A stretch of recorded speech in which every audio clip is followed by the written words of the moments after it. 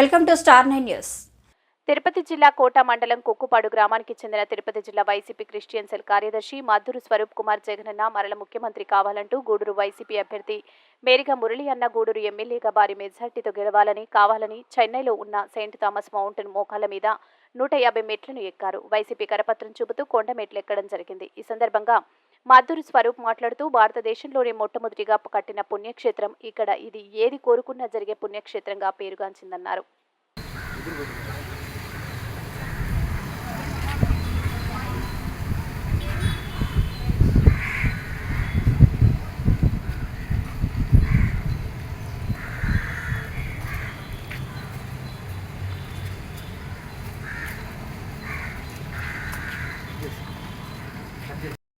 అందరూ నమస్కారం. ఈరోజు చెన్నైకి యేసుక్రీస్తు ప్రభు వారి శిష్యుడైనటువంటి తోమా గారు మొట్టమొదట భారతదేశంలో అడుగుపెట్టి సువార్త ప్రకటించి ఇక్కడ ఆంధ్రప్రదేశ్లో భారతదేశంలోనే మొట్టమొదటిగా చెన్నైలో ఆయన కొండ మీద మందిరం కట్టడం జరిగింది. ఇక్కడికి మోకాళ్ళ మీద 150 మెట్లను మోకాళ్ళ మీద ఎక్కుతూ పై వరకు చేరుకున్నాము.